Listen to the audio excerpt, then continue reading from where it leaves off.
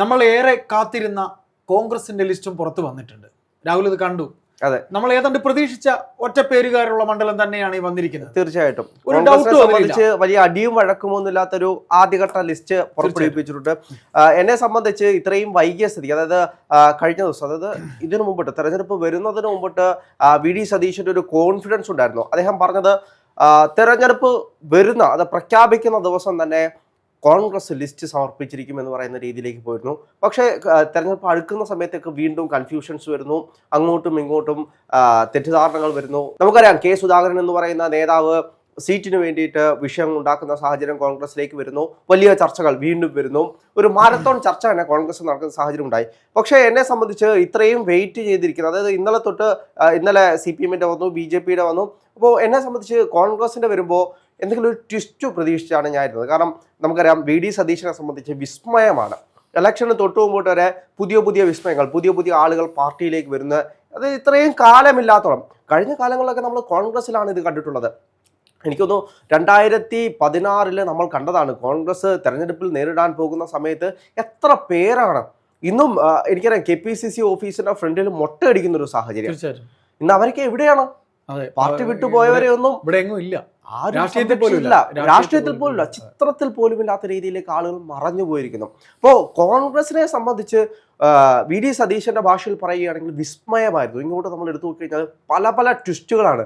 ഓരോ നിമിഷവും കേരള രാഷ്ട്രീയം ചൂടുപിടിക്കുന്ന രീതിയിലേക്ക് പുതിയ ട്വിസ്റ്റുകൾ വന്നുകൊണ്ടിരിക്കുകയാണ്. ഈ തെരഞ്ഞെടുപ്പിൽ ഈ ലിസ്റ്റ് പ്രഖ്യാപിക്കുമ്പോൾ ഇതിലും ഒരു ട്വിസ്റ്റ് ഞാൻ പ്രതീക്ഷിച്ചിരുന്നു.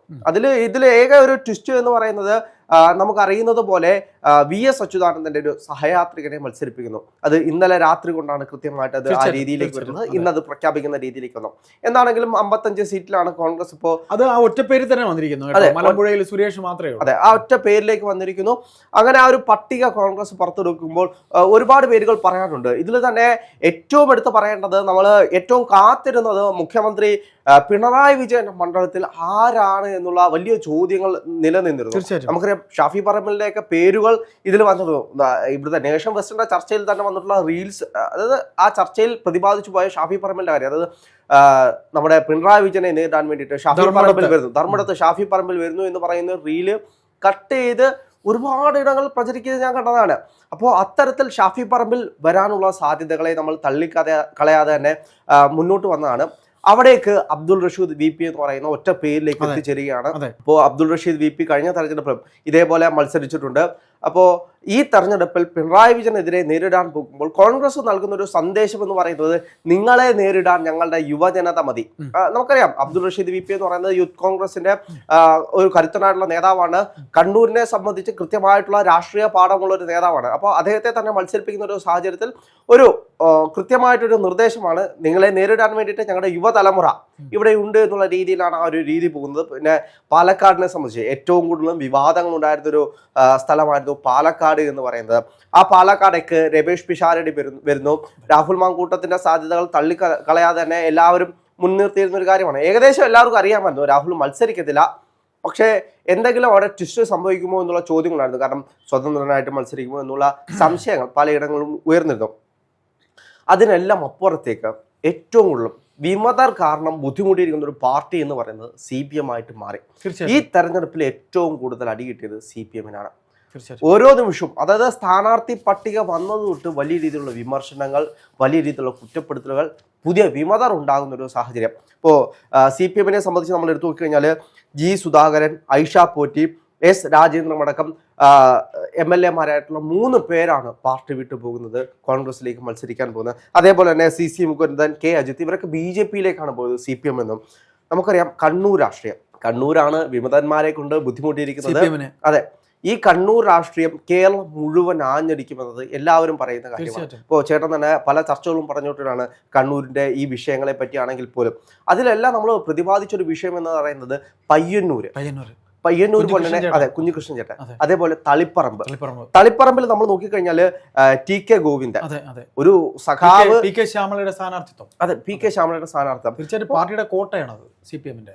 തീർച്ചയായിട്ടും പാർട്ടി കോട്ട മാത്രമല്ല കണ്ണൂരിനെ സംബന്ധിച്ച്. പക്ഷേ ഈ ലിസ്റ്റിലെ ഏറ്റവും വലിയൊരു വിഷയം എന്ന് പറയുന്നത്, കോൺഗ്രസ് കണ്ണൂരിന് വേണ്ടിയിട്ട് പ്രത്യേകമായിട്ടൊരു ലിസ്റ്റ്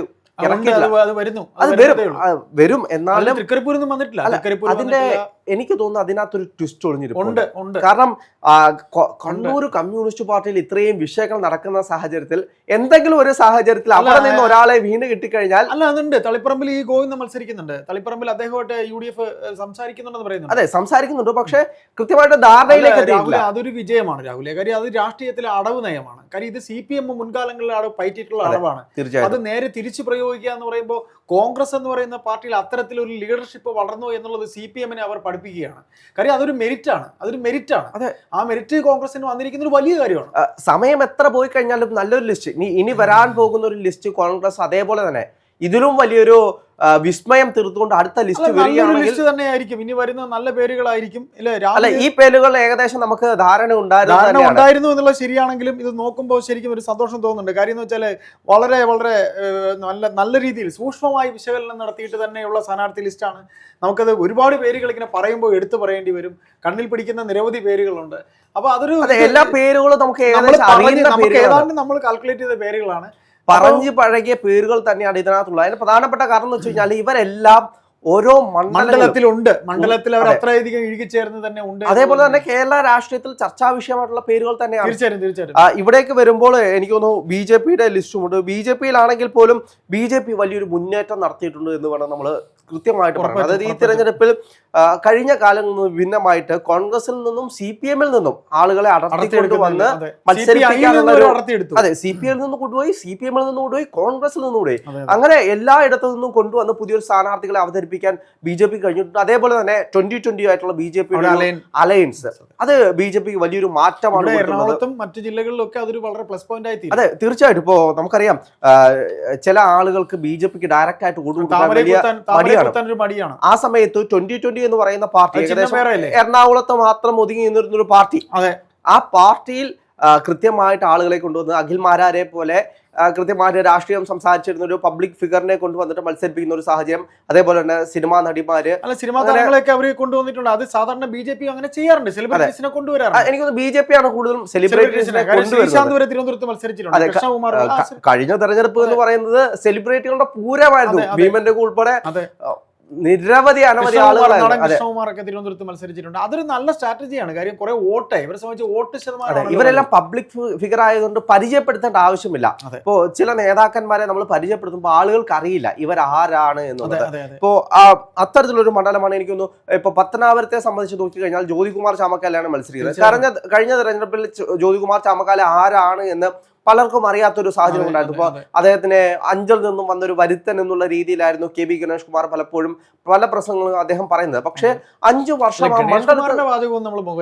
അല്ലെ നാളെ കഴിഞ്ഞ തെരഞ്ഞെടുപ്പിൽ വന്ന ഒരു സാഹചര്യം. ആ തെരഞ്ഞെടുപ്പിൽ ഒരുപാട് വിഷയങ്ങൾ ഉണ്ടായിരുന്നു. ഇപ്പൊ ജ്യോതികുമാർ ചാമക്കാലയെ സംബന്ധിച്ച് അംബാനിയും അദാനിയുമായിട്ട് നടത്തിയ ഡീലിലുള്ള കോടികൾ പൈസയുമായിട്ട് മത്സരിക്കാൻ വന്നിട്ടുള്ള നേതാവ് എന്നുള്ള രീതിയിലുള്ള പ്രചരണങ്ങളൊക്കെ ആയിരുന്നു അന്ന് അദ്ദേഹത്തിന് വേണ്ടിയിട്ട് കൊടുത്തിരുന്നത്. ഇപ്പോ അതുകൂടാതെ ആരോടും ചിരിക്കാത്ത ഒരാൾ ഇന്നും എനിക്ക് തോന്നുന്നു അവിടെ വീണ്ടും ഇപ്പോഴും കൊടുക്കുന്ന ഒരു രാഷ്ട്രീയമായിട്ടുള്ള ഏറ്റവും വലിയൊരു ഇതെന്ന് പറയുന്നത് അതെ, ചിരിക്കാത്തൊരു നേതാവിനെ കൊണ്ട് നിങ്ങൾ മത്സരിപ്പിച്ചിട്ട് എന്തിനാണ് എന്നുള്ള രീതിയിലാണ്. പക്ഷെ ജനങ്ങൾക്കറിയാം ജ്യോതികുമാർ ചാമക്കാല ശരിക്കും എന്താണെന്നുള്ള ജനങ്ങൾക്ക്. അതെ, അതായത് 5 വർഷം അവിടെ മരണങ്ങൾക്കാണെങ്കിലും കല്യാണങ്ങൾക്കാണെങ്കിലും ഒരാളുടെ പണിയെടുക്കുക എന്ന് പറയുന്നത് ഒരാളുടെ ആവശ്യമാണല്ലോ പ്രധാനം.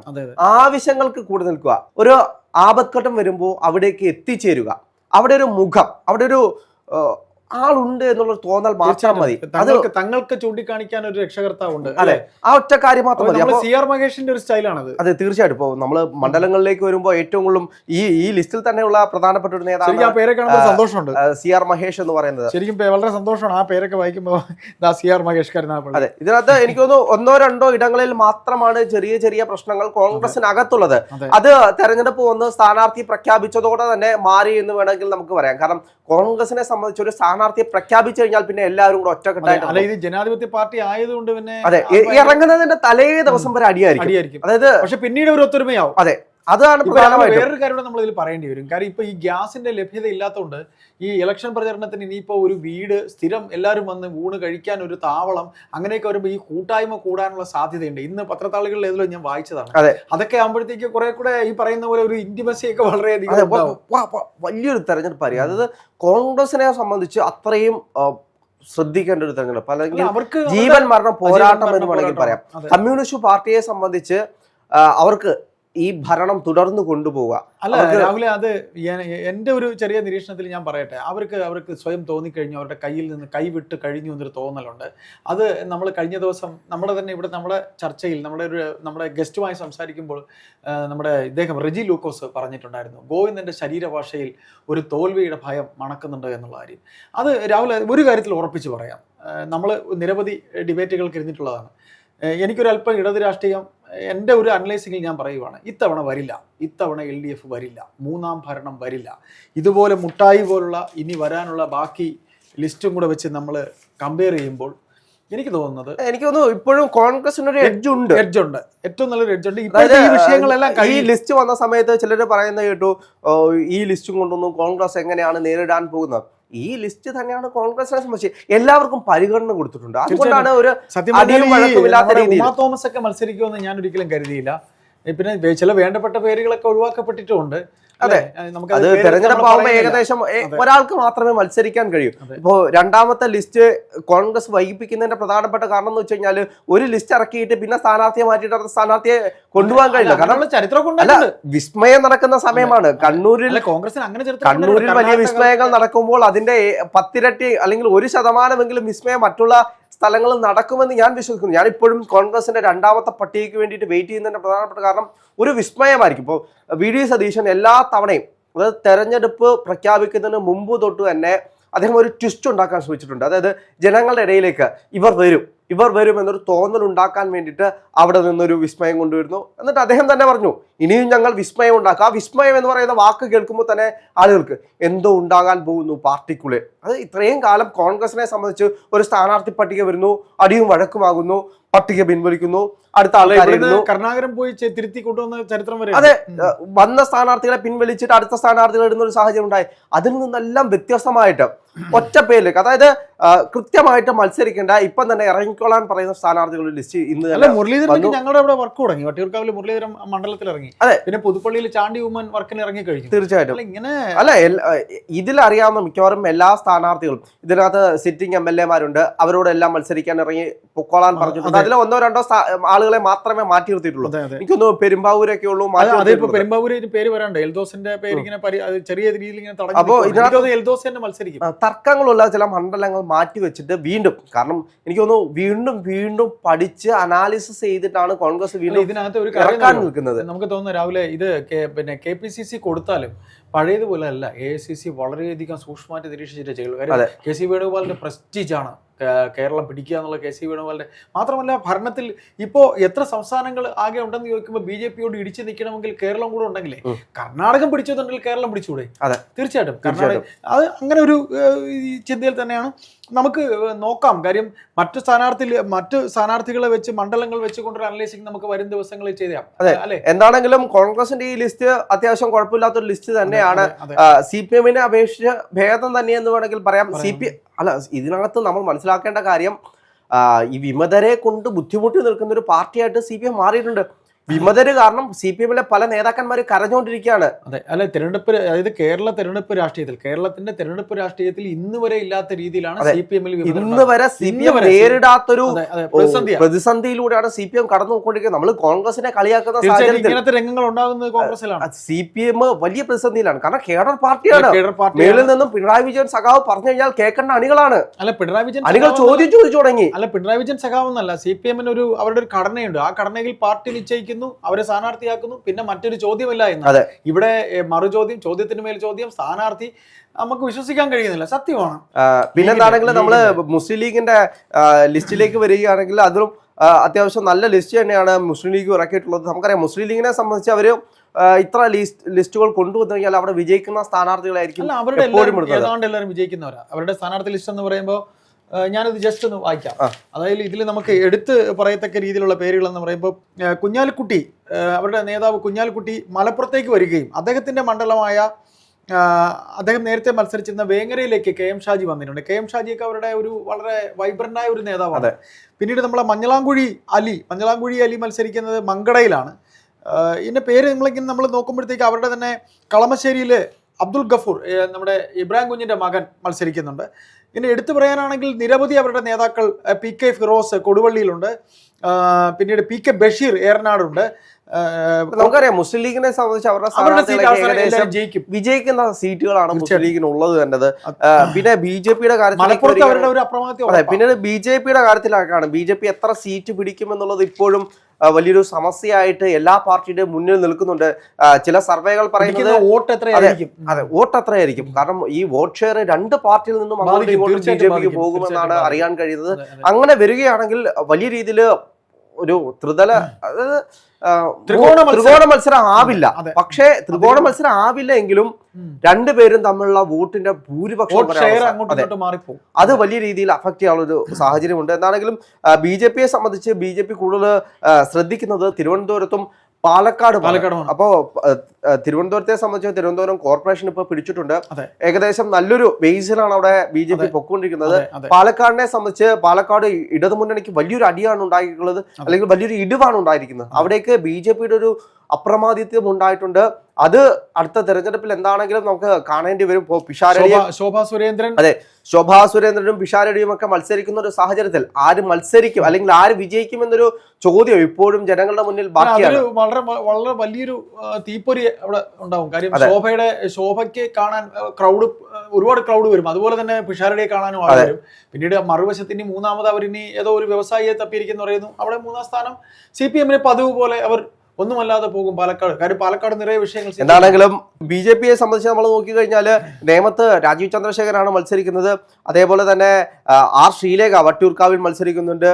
പിന്നെ വി മുരളീധരൻ മത്സരിക്കുന്നുണ്ട്. മഞ്ചേശ്വരത്ത് സുരേന്ദ്രനുണ്ട്. അതെ, നമുക്കപ്പോ അങ്ങനെ പറയാനാണെങ്കിൽ അവരുടെ A ക്ലാസ് മണ്ഡലങ്ങളാണ് ഇപ്പൊ വന്നിരിക്കുന്ന ആദ്യത്തെ ലിസ്റ്റിലുള്ളത്. അതേപോലെ തന്നെ കൊട്ടാരക്കരയെ സംബന്ധിച്ച് കൊട്ടാരക്കരയിൽ R ലക്ഷ്മിയാണ് മത്സരിക്കുന്നത്. അവിടെ കഴിഞ്ഞ കോൺഗ്രസ് സഹയാത്രയായിരുന്നു, കഴിഞ്ഞ തെരഞ്ഞെടുപ്പിൽ കോൺഗ്രസിലെ സ്ഥാനാർത്ഥിയായിരുന്നു.